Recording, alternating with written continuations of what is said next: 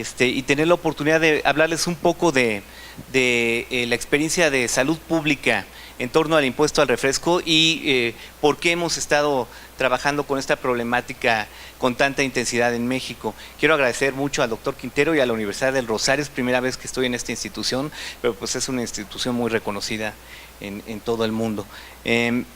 No sé que también se vaya a ver la presentación por las pantallas, pero yo voy a ir narrándoles un poco de lo que voy a ir haciendo. Y bueno, básicamente voy a platicar de la evidencia de México para el establecimiento de impuestos a bebidas azucaradas. Y esto tiene que ver con una epidemia que se estuvo gestando y que es una epidemia mundial. Antes de iniciar mi plática, quiero hacer mi declaración de conflicto de interés y básicamente decirles que no tengo conflictos de interés relacionados con el tema que presento y no estoy recibiendo remuneración para hablar de lo que voy a hablar. En el instituto hacemos algunas investigaciones que tienen financiamiento privado, pero no estas investigaciones de las que les voy a hablar ahorita.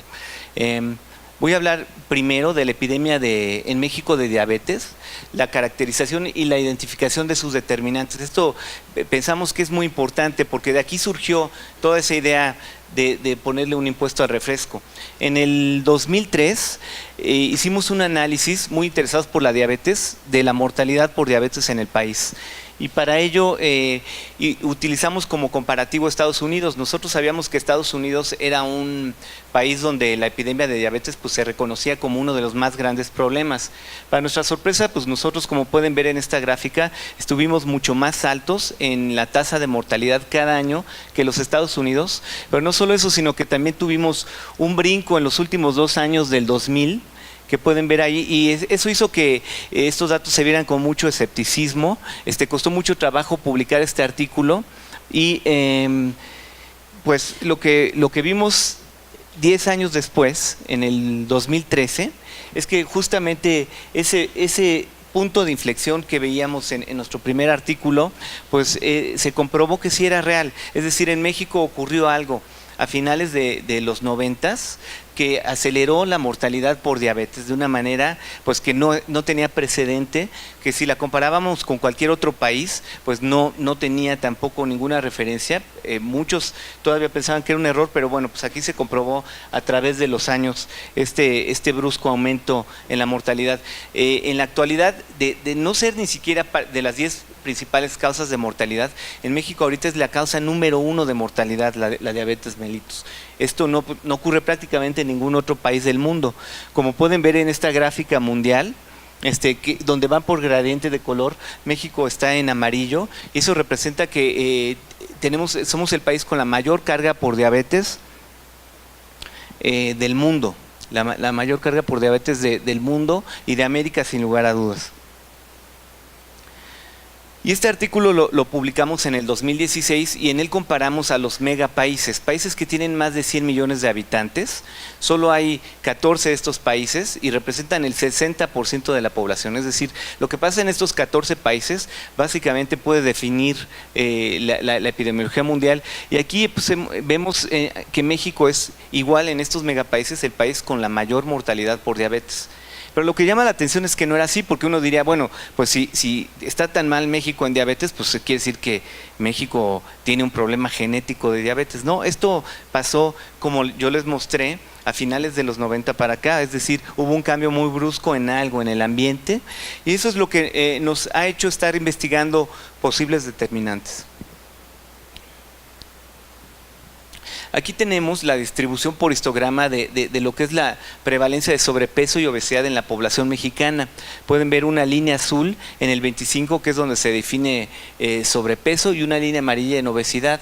Lo que pasó en el 99 es muy similar a lo que pasa en Colombia, y yo creo que por eso es relevante para ustedes. La mayoría de las personas tenían un peso saludable.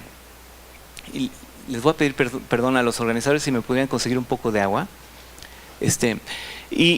Cuando pasó al 99, el 61% de la población se convirtió en población con sobrepeso u obesidad. Y después para el 2006, el 69%, y en el 2012 ya es el 71% de la población. Es decir, también la epidemia de obesidad se ha dado en muy poco tiempo en el país y esto llama la atención a Colombia porque Colombia está experimentando esa misma transición, pero Colombia la está experimentando, digamos, unos 10 años antes. Muchísimas gracias. Muchas gracias.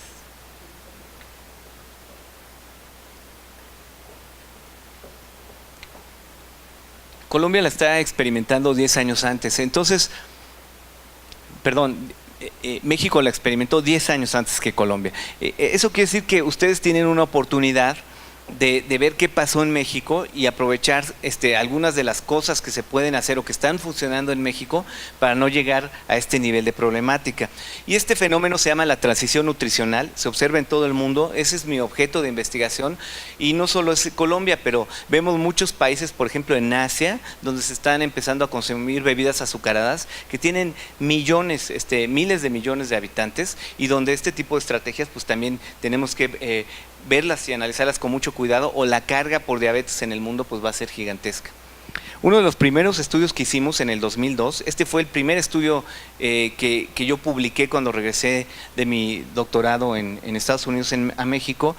En el 2002 hicimos un análisis de ingreso y gasto en los hogares de los alimentos y ahí lo que vimos es que los refrescos aumentaron más o menos 37% en el consumo en ese periodo, que es la última barra, la barra azul. Al mismo tiempo se había observado en ese periodo una disminución del consumo de frutas y vegetales. Es decir, con unas encuestas de ingreso-gasto pudimos documentar algunos de los factores que estaban cambiando mucho en la dieta y uno de los que nos preocupó enseguida y que nos llamó la atención fue las bebidas azucaradas. Obviamente empezamos a enseñarle esto a tomadores de decisión, pero pues como ustedes saben este tipo de evidencia pues es simplemente una evidencia observacional, o sea es una tendencia en el consumo, no necesariamente está asociado a salud.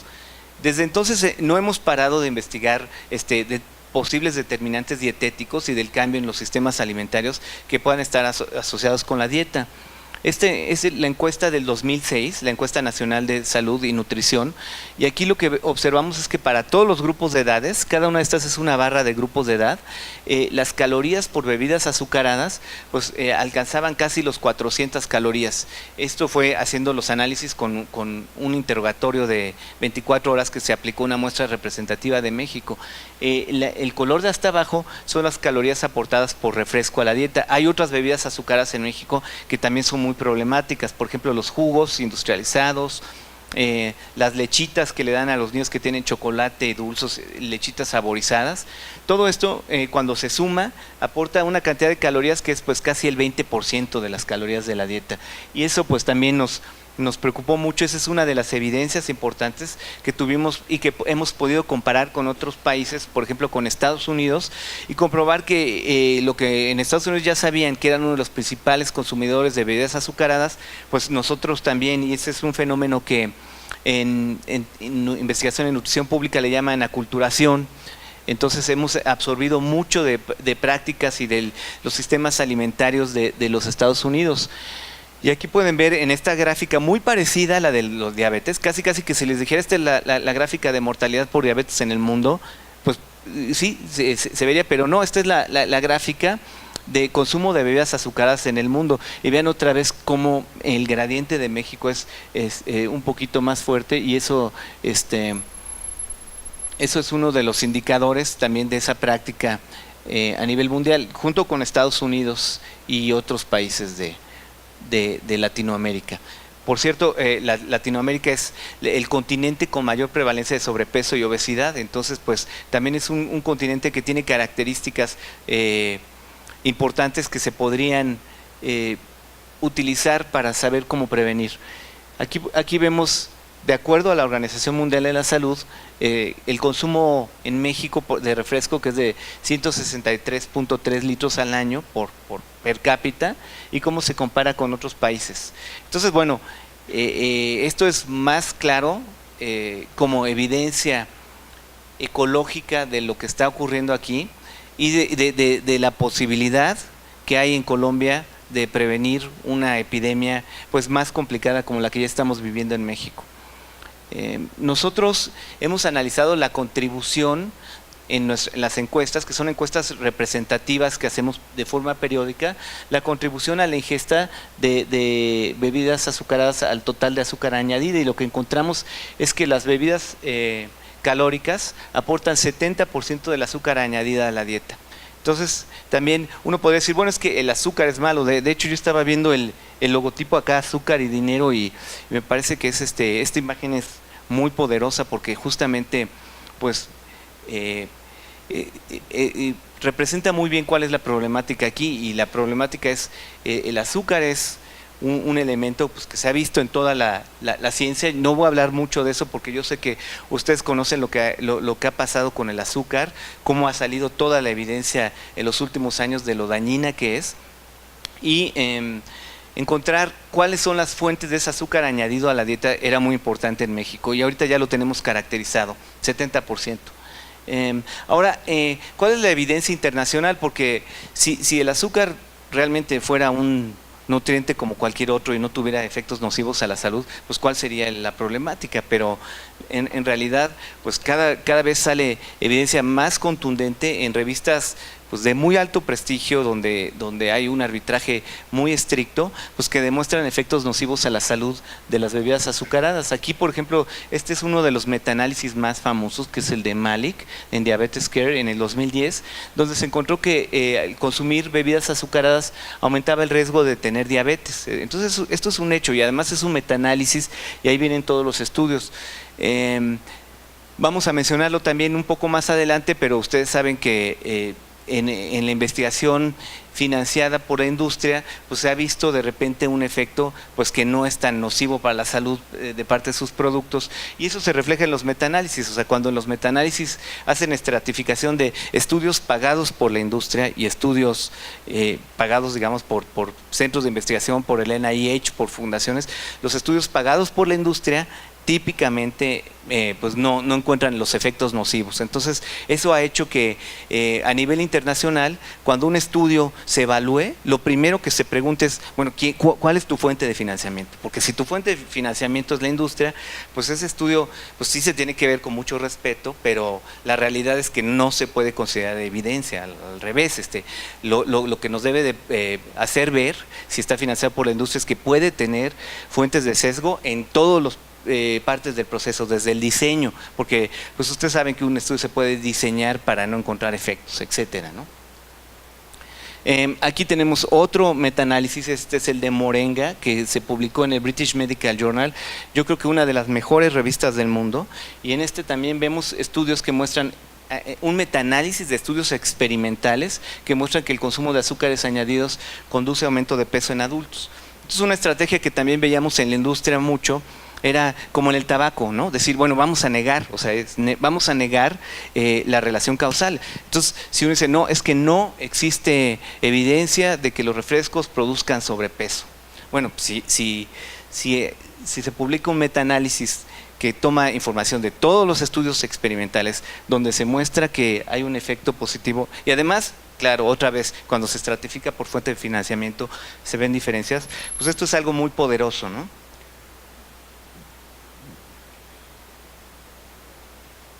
Y aquí tenemos también en este estudio cómo se ven el riesgo de obesidad en niños con el consumo de una porción de bebidas azucaradas. Ahorita en el 2016 se acaba de publicar otro artículo que habla de cómo el riesgo aumenta casi el 50% por 2 raciones de bebidas azucaradas al día por adulto. Entonces, pues, pero esta información ha aumentado de manera exponencial. Antes de comenzar esta plática, comentaba con algunos colegas de aquí de Colombia que pues además esto no es nuevo, lo que pasa es que ahorita tiene más visibilidad, pero hay estudios de los efectos dañinos del azúcar y de las bebidas azucaradas, pero desde los 60. Lo que pasa es que como también se ha mostrado recientemente, hubo acciones que se tomaron pues para que estos estudios no tuvieran difusión, y se hicieron esfuerzos importantes, por ejemplo, a nivel de las guías en Estados Unidos, para distraer un poco la atención a las grasas. Eso también se ha documentado recientemente en un artículo en el American Journal of Public Health. Entonces yo les comentaría 3 premisas básicas que son importantes para entender el problema de la obesidad y de la diabetes y cómo combatirlo y cuál es el papel que tendrían los refrescos. Esta es una epidemia que no se puede solucionar solo con educación. Desde que empezamos los esfuerzos en México y desde que se empezaron en Estados Unidos, prácticamente toda la comida chatarra y bebidas azucaradas dicen come frutas y verduras. Es muy difícil que con una intervención educativa uno pueda combatir la gran inversión de presupuesto que dedican a publicidad todas las compañías refresqueras. Entonces esta es una premisa. Si ustedes hablan de repente con algunas sociedades médicas, dicen, bueno, no, es que nuestro objetivo no es poner impuestos, nuestro objetivo es educar a la población. Bueno, yo les diría, con educación solo no basta para resolver este problema. Otro premisa es que es una epidemia que tiene determinantes estructurales, como el entorno político, el comercio internacional, el medio ambiente y la cultura. Es decir, es compleja, entonces tampoco corresponde solo al sector salud resolver esta epidemia. Todos los sectores sociales tienen que entrar. Por ejemplo, comercio es muy importante porque de repente firman acuerdos comerciales donde ya hay incluso condiciones o normativas que impiden al país estipular etiquetado que permitiera disminuir el consumo de alimentos nocivos. Entonces, bueno, pues uno lo que quiere saber es qué están negociando a nivel comercial los gobiernos y qué impacto puede tener eso en salud. Y finalmente, por lo tanto, la sociedad es responsable en su conjunto de esta problemática, no es una problemática que dependa únicamente de algún sector. Y esto es nosotros como lo vemos, o sea, nosotros hemos sido los primeros en identificar, o sea, me refiero a nosotros, todos nosotros, el sector salud, los primeros en identificar que ya no se trata cuando hablamos de obesidad simplemente de un problema de equilibrio, que es las causas directas o lo que está en el centro, que era lo que nos enseñaban en la facultad, ¿no? El desequilibrio entre la ingesta y el gasto. Este mensaje pues también es muy transmitido por la industria. Dicen, bueno, lo que se necesita es balance energético, o uno puede comer de todo siempre y cuando lo sepa balancear. Pues esa es una visión que obviamente es muy conveniente. Entonces, quiere decir, tú puedes comer toda la chatarra que quieras siempre y cuando hagas mucho ejercicio, o tú puedes consumir muchas bebidas calóricas si haces mucho ejercicio, y ya si tú subes de peso, pues tú debes de balancearlo. Lo que hemos visto es que no, que responde a muchas otras cosas como la educación y la nutrición en la salud, al acceso a alimentos, a los recursos, también a la actividad física, por supuesto, pero también al acceso que tenemos a actividad física, la infraestructura y servicios básicos, estilos de vida, publicidad de alimentos. Entonces hay muchas cosas que condicionan el consumo más allá de lo que pueda tener que ver con el individuo y también de lo que pueda tener que ver con el metabolismo. Y todo esto además tiene una serie de causas básicas estructurales que ya comentamos, entre ellas pues la transculturación resulta ser muy importante porque hay una serie de estilos de vida occidentales y de formas de ver los alimentos que son muy atractivas para los jóvenes y que se han propagado a través pues, de todo un aparato de publicidad, cultura, medios, películas, y con el que pues, nosotros también tenemos que pensar cómo responder. Uno de los primeros esfuerzos que hicimos, claro que fue de educación, porque también dirían, bueno, es que ustedes quieren solucionarlo todo con impuestos, y no es cierto. Hemos trabajado muchas áreas y estamos trabajando en muchas áreas como se debe, pero una fue hacer las recomendaciones en México de la jarra del buen beber, que es como lo que acompaña al plato del buen comer. Y entonces esta jarra dice que basada en revisión sistemática de literatura, una hidratación saludable tendría que tener unos 6 a 8 vasos de agua diariamente, luego tendría que tener bebidas sin azúcar, té o café sin azúcar, luego a lo mejor un poco ya aquí de prácticamente casi nada, bebidas con edulcorantes artificiales, o bebidas como leche descremada, y nada hasta arriba vienen refrescos y aguas de sabor. Obviamente esto pues también es publicitar esta jarra como estrategia de salud pública, a pesar de que fue apoyada por las sociedades médicas más importantes como la Federación Mexicana de Diabetes, la Fundación Interamericana del Corazón, el Colegio de Medicina Interna de México, pues sí tuvo mucha oposición de la industria, básicamente por una preocupación comercial, ¿no? Bueno, esto, una recomendación sobre estas podría tener impacto sobre las ventas. El caso es que en la administración en la que se desarrolló, el gobierno detuvo su diseminación por esta preocupación de la industria. Entonces, pues sí, yo creo que perdimos algunos años de educación. Afortunadamente ahorita esta imagen está en todos los libros de texto públicos que reciben los niños en las primarias y ellos los están viendo todos los años, del primer año al sexto año de primaria, en una clase ven esta imagen y entonces pensamos que tal vez cuando estos niños se conviertan en padres y quieran darle lo mejor a sus hijos, ahí empezará a haber algún impacto, pero no va a haber un impacto inmediato. Aquí está en los libros de texto cómo se ve esa imagen junto a la del plato del buen comer.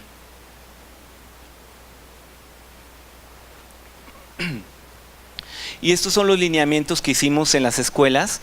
En las escuelas lo que había en el entorno era mucho acceso a bebidas azucaradas, jugos, lechitas y comida chatarra. Hicimos unos lineamientos que pues entre las principales indicaciones tienen no incluir estos alimentos en las escuelas. Todavía estamos teniendo algunos problemas para regular esto y para sancionar cuando no estén disponibles, pero consideramos que es también una de las formas de intervención en las que hemos trabajado mucho, tratando de hacer que no disminuir la disponibilidad de estos alimentos. Entonces en México ya por ley está prohibido refrescos y bebidas azucaradas en las primarias y esto pues es un avance. Entonces yo nada más les quiero mostrar esto un poco para demostrarles que no estamos únicamente trabajando en torno a los impuestos.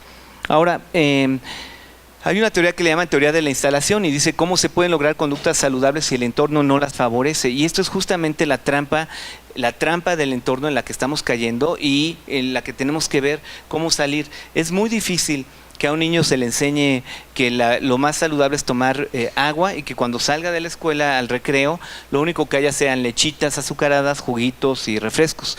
Entonces, bueno, no depende solo de la educación, depende mucho del entorno y depende mucho de cómo nosotros somos capaces de modificar estas imágenes para que mejorar el acceso. Hay otras trampas del entorno, por ejemplo, en los supermercados en México, esta es una imagen muy común.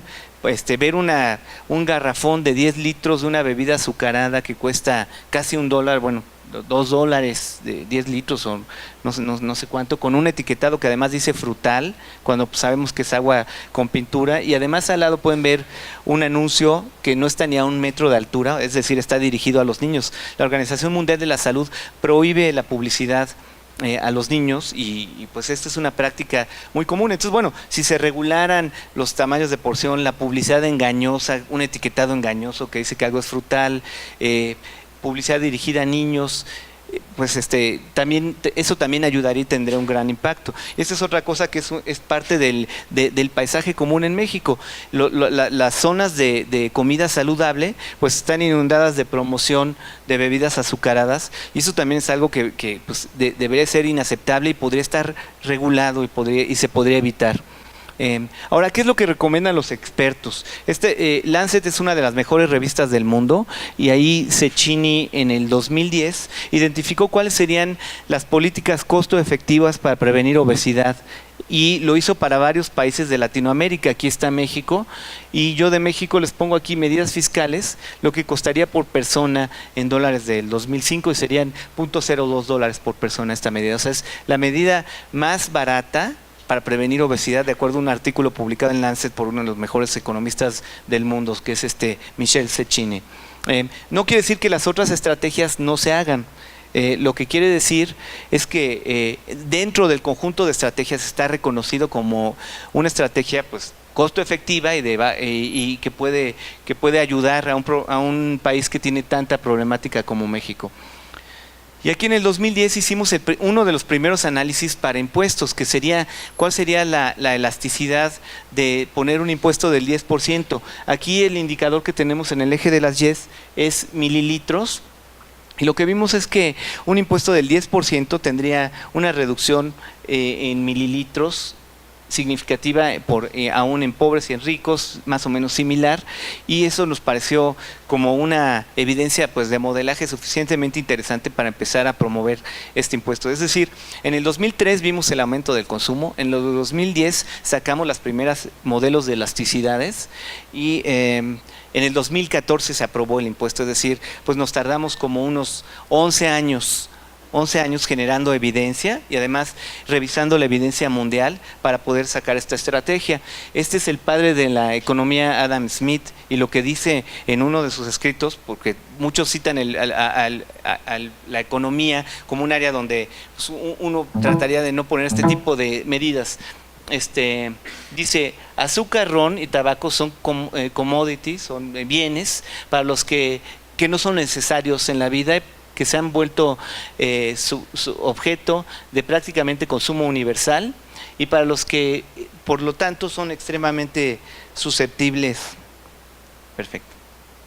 Muchas gracias. A impuestos. Entonces, bueno, esto ya desde hace muchos años, en 1776, ya lo había propuesto el padre de la economía como una de las posibilidades.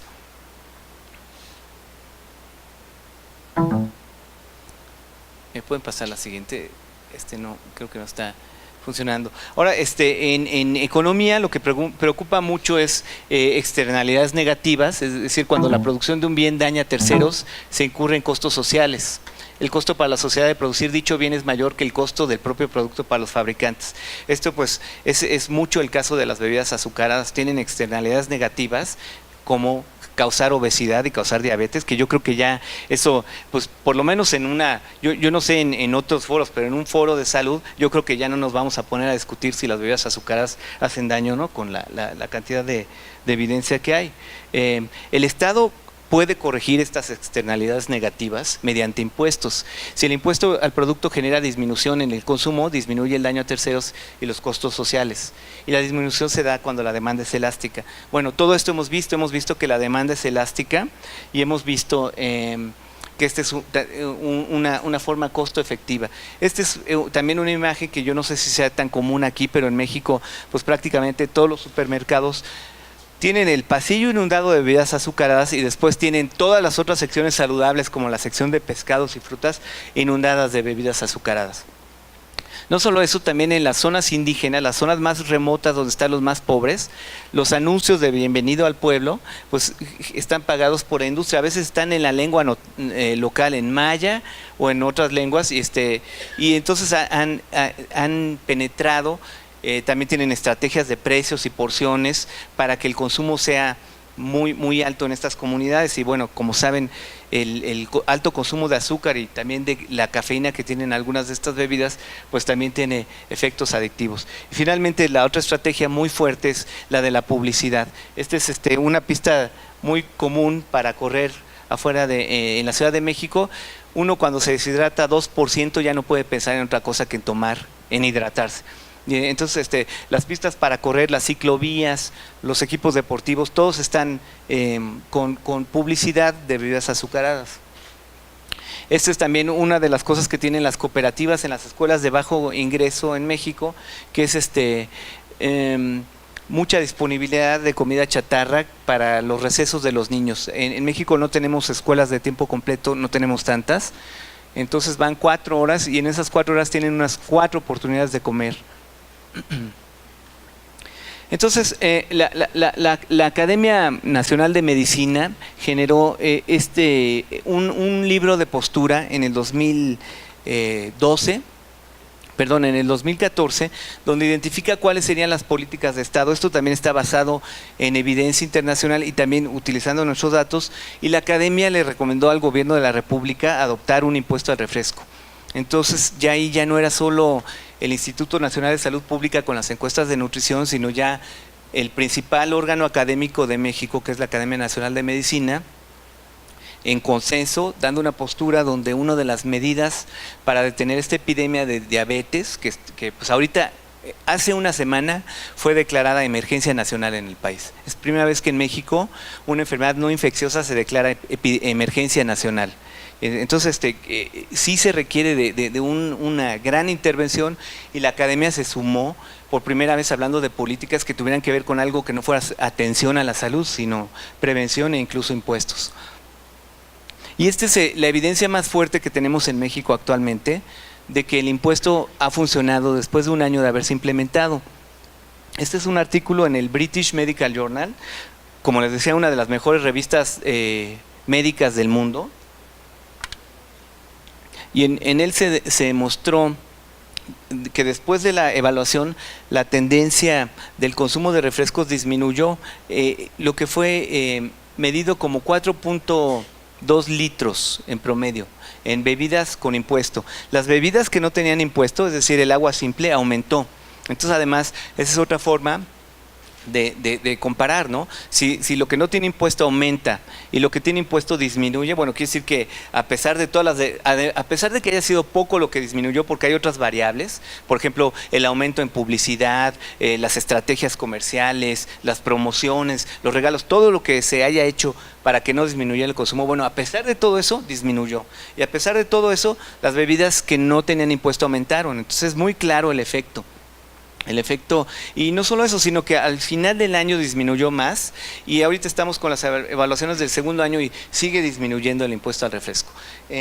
Hay unos estudios que se pagaron, de estos estudios como de reporte, que se pagaron por la industria a 2 universidades. Estos estudios encuentran resultados más o menos similares, pero no han podido ser publicados. Y bueno, pues ustedes también saben cuando algo se publica en una muy buena revista médica y cuando algo no se publica. O sea, lo que decía el rector justo antes, hay investigación científica y hay investigación pseudocientífica que se puede generar en 2 meses, hacer un reporte, y entonces ya de repente dicen, no, pues es que hay la información de la utilidad del impuesto a México es controversial.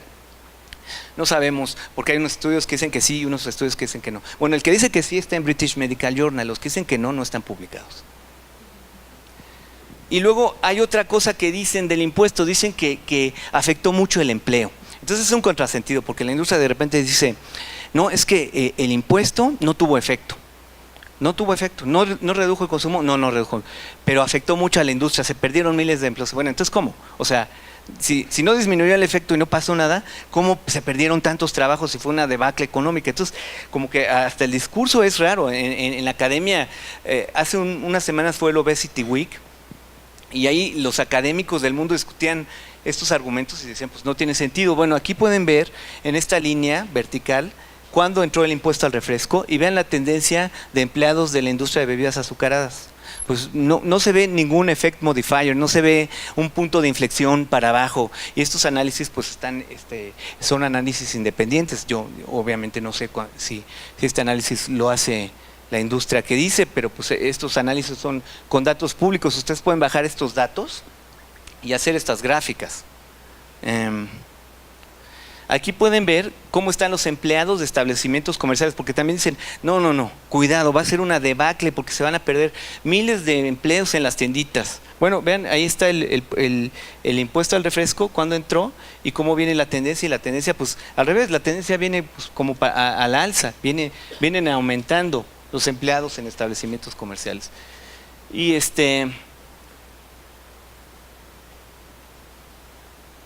y aquí tienen la tasa de desempleo en México, porque también decir, bueno, pues desde que se puso el empleo, el impuesto ha disminuido la tasa de desempleo, pues también ahí pueden ver un poco la tendencia con una curva para suavizarla, pero pues no se ve que haya un punto de inflexión que tenga que ver con cuándo se puso el impuesto. La siguiente, por favor. Ahora, otra cosa que comentan mucho en México la industria es que el efecto fue muy pequeño. Entonces dicen, bueno, pues se redujeron 6 calorías per cápita en México. Eso no lo decimos nosotros, lo dice la industria. Nosotros decimos que fue más, pero ellos dicen que fueron 6. 6 calorías per cápita en México. Dicen, eso no es suficiente para lograr beneficios de salud. Esa es una visión que nosotros le llamamos interpretación basada en sentido común, o a lo mejor es de alguien que pues no tiene que ver con la salud, a lo mejor un economista o un asesor, ¿no? Se les dijo, bueno, es muy poquito, son 6 calorías per cápita, eso es muy poquito. La realidad es que cuando nosotros lo vemos como en salud pública, decimos, a ver, vamos a concederles que son 6 calorías. 6 calorías son 1.5 gramos de azúcar. 1.5 gramos de azúcar por 123 millones de habitantes serían 184.500 kilos de azúcar diarios. 184.500 kilos de azúcar diarios serían 67 millones de kilos de azúcar en un año. Entonces ahora yo les preguntaría, díganme qué estrategia en el mundo se les puede ocurrir que genere una reducción de estas toneladas de azúcar en un año, a ese costo y con ese esfuerzo. Es como, bueno, este resultado es tan poderoso y pues gracias a ellos pues pudimos hacer este slide, que pues cuando lo ven organizaciones de salud como la OMS dicen, ok, tenemos que recomendarle a todo el mundo que pongan impuestos al refresco porque esto va a ayudar mucho. Nadie está diciendo que esta va a ser la solución a la obesidad, pero pues claramente pues, sabemos el daño que produce el consumo de azúcar, sabemos que las calorías consumidas en líquidos no son ajustadas, o sea que no hay un efecto de reemplazo, sino que se añaden a las de la dieta. Entonces pues esto es un importante efecto con gran potencial de generar fácilmente beneficios en salud. Nosotros publicamos en noviembre, es decir, también hace un par de semanas, este artículo en una revista que se llama PLOS Medicine. Esta también es una revista muy difícil porque exigen mucha evidencia y mucha seriedad para los datos. Y aquí lo que hicimos es un modelo para ver cuáles serían los beneficios de esta reducción documentada a la salud de los mexicanos en los próximos 10 años. Basado en la reducción al consumo, basado en los efectos conocidos del consumo de azúcar a la salud, y encontramos que más o menos podríamos revertir en solo 10 años 190,000 casos de diabetes, 20,000 casos de infartos y accidentes cerebrovasculares, 19,000 muertes en adultos de 35 a 94 años, y podríamos ahorrarle al país 983,000 dólares internacionales, casi $1 billón. Entonces ese es uno de los resultados que tenemos más recientes. Esto obviamente es asumiendo que esa reducción se mantiene, porque también puede pasar que la reducción aumente si se hacen otras estrategias como poner un etiquetado como el que está poniendo San Francisco, que dice en los refrescos, dice cuidado, este producto puede causar diabetes, ¿no? Entonces bueno, si se pone eso, a lo mejor estos efectos son más rápidos y es lo que se necesita cuando tienes una emergencia nacional como la que tenemos. Hay un libro que yo les recomiendo mucho, está disponible en Amazon, que se llama Políticas de los refrescos, cómo combatir a Big Soda y cómo se le está ganando. Entonces tiene asuntos caracterizados muy interesantes que todos los hemos visto en México.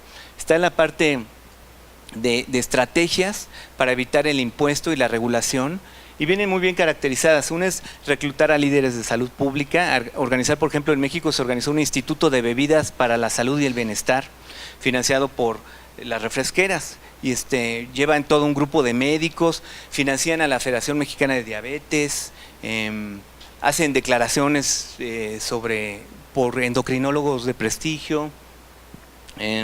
O hacen, la otra cosa que hacen es, por ejemplo, apoyar causas por valor. Entonces, en México el CONACYT, la agencia de investigación, pues tiene los premios Coca-Cola para la salud, para grandes logros en la salud. O hacen mercadeo de responsabilidad social, entonces anuncian cómo ahorran agua o cómo protegen al ambiente. Entonces estos son el tipo de estrategias. Y las otras ya más duras que relata el libro son lobbying, contribuciones a campañas, inversión en relaciones públicas y grupos de choque, investigación sesgada, pues que no está publicada, pero que la usan justo para decir que los resultados son controversiales. Esto está en el internet y pues de aquí se entiende por qué tanto interés por combatir los impuestos. Aquí tienen abajo la posibilidad de que se materialice, y en el eje de las Yes el impacto que tienen los negocios. Entonces aquí viene mapeado por la industria todo, cómo afectarían los impuestos, las etiquetado, regulación al PET, reciclaje, proteccionismo para ingredientes. Entonces, bueno, el que tiene más posibilidad de materializarse y más impacto al negocio son los impuestos. Entonces, bueno, se han gastado, por ejemplo, en votaciones en Estados Unidos millones de dólares para tratar de impedir que pasen estos impuestos, porque pues tienen impacto en el negocio, reducen el consumo y se están materializando como efecto dominó. Bueno, y estoy prácticamente concluyendo con esto, nada más les voy a enseñar entonces en la última parte algunas de las acciones que han ocurrido. Nuestro artículo se publicó, el de los beneficios de los impuestos, el 1 de noviembre. A mí me llegó un correo con un comunicado de la Asociación Internacional de Asociaciones de Bebidas, que dice con embargo al 1 de noviembre del 2016. Es decir, cuando nuestro artículo no salía todavía diciendo los beneficios de las bebidas, ya tenían preparada una respuesta, un poco minimizando el artículo, diciendo que no, pues que ese artículo es un modelaje, etcétera, ¿no? Entonces pues es como un poco para que vean. Cuando se hizo la propuesta del impuesto al refresco, se pusieron anuncios como de una página entera en el periódico diciéndole a la gente que el refresco hidrata y provee energía y que la caloría vacía es un concepto sin sustento. Digo, yo creo que podríamos escribir libros de que las calorías vacías que tiene el refresco pues es un concepto totalmente apropiado, pero pues ellos le dicen en una página a todo México que es sin sustento y ellos son y luego que un impuesto no está científicamente justificado. Claro, esto lo dicen ellos, es como, yo no sé, seguro que hay población que lo cree, pero es como si la tabacalera dijera no hay evidencia de que el cigarro produce cáncer, o sea, no, viniendo de quien viene, yo creo que hay un conflicto muy serio de interés, o sea, creerle a alguien algo de salud cuando son personas que no trabajan salud, sino que se dedican a vender este producto. Y finalmente, lo que son los ataques directos. O sea, hay mucho de este ataque a personas que promueven el impuesto al refresco, donde ya es contra la persona, ni siquiera es contra la idea, ¿no? Es como, no es que esta persona hace muy mala investigación y lo hace y entonces, bueno, ataques a la persona también se han visto mucho en México. Lo cierto, y esto es con lo que empiezo a cerrar mi presentación, es que la OMS ya pide a todos los países poner un impuesto no del 10% como el de México, del 20% a las bebidas azucaradas para salvar vidas. La OMS apoyó el impuesto en México y le pareció que sería una estrategia muy efectiva para tener impacto y bueno, estamos viendo, ya vieron ustedes con los mismos cálculos de la industria de solo 6 calorías, las miles de toneladas menos que se están dejando de consumir. La International Obesity Task Force, la organización más importante de obesidad del mundo, también mandó una carta abierta pública en México apoyando el impuesto a las bebidas azucaradas y pidiendo que se incrementara al 20%. Y otra cosa que es muy importante, en México se logró esto mucho con apoyo de la sociedad civil, es decir, no basta solo con que los investigadores generen estas publicaciones, sino que tiene que haber gente en la sociedad civil, asociaciones que traduzcan esta información y se la den al público. En México hubo una campaña muy exitosa que fue, ¿te comerías 12 cucharadas de azúcar? Entonces, ¿por qué tomas refresco? O entonces, ¿por qué le das refresco a tus hijos? Y esa llegó a estar pues lado a lado con las campañas de las grandes refresqueras y eso pues definitivamente también ayudó mucho. Para cerrar, no es un problema solo de México, esta epidemia se está viendo en toda Latinoamérica. Colombia tiene una gran oportunidad porque tiene una velocidad de aumento de obesidad similar a la que había en México hace 10 años. Colombia tiene otras ventajas, por ejemplo ahorita ya hay mucho internet, están viendo todo lo que está pasando en todos los lados, tiene una masa crítica de investigadores muy buena, tiene una cultura de conflicto de interés muy importante. Entonces yo creo que Colombia es el país ideal para ser el siguiente país que logre un éxito de este tipo en Latinoamérica. ¿Qué otros lugares está pasando esto? En México, Francia y Chile. En Berkeley, la ciudad de Berkeley en California, ya está publicados fabulosos resultados. Ahorita con las elecciones en Estados Unidos, pues malas noticias del presidente, pero muy buenas noticias de todas las ciudades que aprobaron un impuesto al refresco. Ya está en San Francisco, en Boulder, en Albany, en Filadelfia. Otros países donde se está discutiendo muy fuertes en Portugal, Sudáfrica, Nueva Zelanda. La OMS lo recomienda, y Perú, Chile y Brasil, pero Colombia yo creo que es un punto tan importante que ustedes van a ver. Yo vi hace poco noticias, lo tengo en mi Twitter, directores de las grandes embotelladoras mexicanas viniendo a hablar aquí con su ministro de Economía, pues están muy preocupados por este impuesto, pero pues hay que ver cómo hacer que la economía funcione, pero pues sin hacerle daño a la salud, ¿no? O sea, definitivamente se tiene que poder hacer las dos cosas. Entonces aquí hay estrategias individuales, esto es mi conclusión. Las estrategias individuales son lo que uno tiene que hacer para estar sano. Uno tiene que hacer ejercicio, uno tiene que comer bien, uno tiene que dejar de tomar refrescos y comida chatarra y todo eso es muy importante, No se deben dejar de hacer esfuerzos para promover mejores conductas, pero el 2 es modificar esta pendiente. Para bajar esta pendiente y hacerle más fácil a las personas tener una alimentación adecuada, se tienen que hacer políticas buenas. Y esas políticas buenas, pues una de ellas es el impuesto a los refrescos. En conclusión, la epidemia de la diabetes está estrechamente ligada a cambios en el sistema alimentario que afectan a nuestra salud. La prevención y el control no puede depender de un solo sector. Esto no es un problema de educar ni de atender bien a los pacientes con diabetes, no es un problema que se va a arreglar con investigación en genes ni en la microbiota. Es un problema que se va a arreglar con políticas que modifiquen el entorno. El impuesto al refresco sin duda contribuye a reducir el consumo y tiene grandes beneficios a la salud. Se recomienda por la OMS y por los expertos alrededor del mundo y las principales asociaciones. Y la discusión del impuesto al refresco debe considerar prevención y gestión de conflicto de intereses. No podemos tener en la mesa, hablando de salud, como está pasando mucho en México, hasta en los observatorios, personas que lo que están viendo en realidad, digamos de manera subyacente, es cómo hacer para que no se comprometan sus ventas. Entonces yo con eso concluyo. Muchas gracias.